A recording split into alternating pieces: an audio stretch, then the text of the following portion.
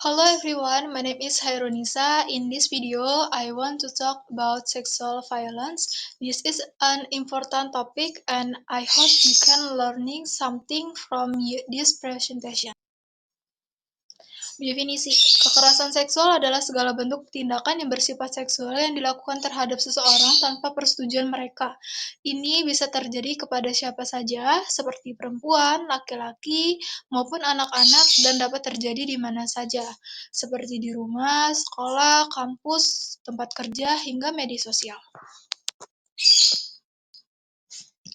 Adapun bentuk-bentuk kekerasan seksual, yang pertama adalah pelecehan verbal seperti ucapan bernada seksual, contohnya siulan, komentar tidak senonoh, atau godaan yang membuat kita merasa tidak nyaman.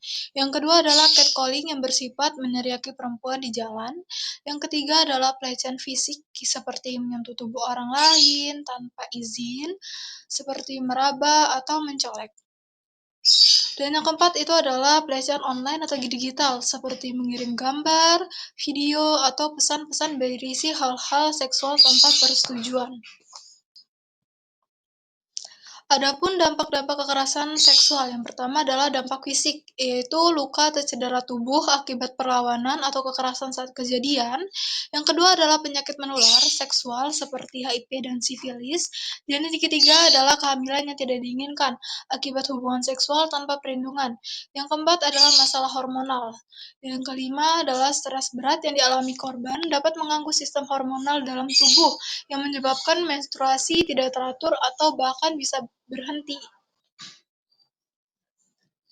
Adapun dampak psikologisnya, yang pertama adalah trauma dan stres berat atau biasa disebut juga dengan PTSD. Yang kedua adalah insomnia, yaitu sulit tidur. Banyak korban yang merasa tidak bisa tidur nyenyak, sering mimpi buruk, atau bahkan terbangun karena rasa cemas. Dan yang ketiga adalah korban merasa sering teringat kembali kejadian dan akan merasa takut. Dan yang keempat adalah depresi dan kecemasan. Adapun contoh kasus nyata di Indonesia, yang pertama adalah kasus rektor kampus swasta di Makassar yang ditangkap karena mencabuli mahasiswi. Kasus-kasus ini menunjukkan bahwa kekerasan seksual bisa terjadi bahkan di lingkungan pendidikan, dan korban akan sering mengalami tekanan untuk diam. Yang kedua adalah kasus Agni di UGM, yaitu yang menjadi korban kekerasan seksual saat KKN, namun awalnya tidak mendapat dukungan dari kampus.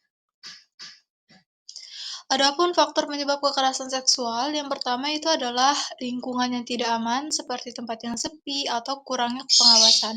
Jadi rawan tindakan kekerasan. Yang kedua adalah kurangnya hukuman yang tegas. Hukuman yang ringan membuat pelaku tidak jera. Yang ketiga adalah pengaruh media sosial dan konten negatif seperti tayangan pornografi atau kekerasan bisa mempengaruhi perilaku.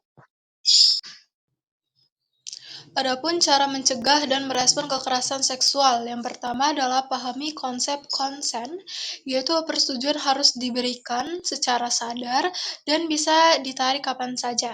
Yang kedua itu adalah dukungan korban tanpa menghakimi, dengarkan, percaya, dan bantu jika dia butuh pendamping. Yang ketiga adalah bicara jika melihat pelecehan, jangan diam saja.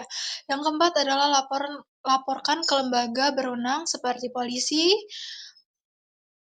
Komnas Perempuan, atau unit PPKS di kampus.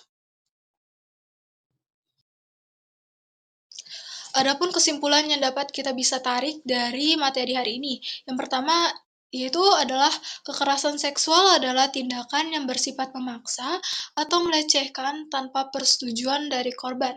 Tindakan ini bisa terjadi dalam berbagai bentuk, seperti pelecehan verbal, sentuhan yang tidak diinginkan, hingga pemerkosaan. Kekerasan seksual dapat berdampak serius terhadap fisik, mental, dan emosional korban, serta meninggalkan trauma jangka panjang. Oleh karena itu, penting bagi masyarakat untuk meningkatkan kesadaran dan menciptakan lingkungan yang aman. That's all from me. Thank you for watching and listening. Let's support each other and stop sexual violence together. Stay safe and take care. Bye.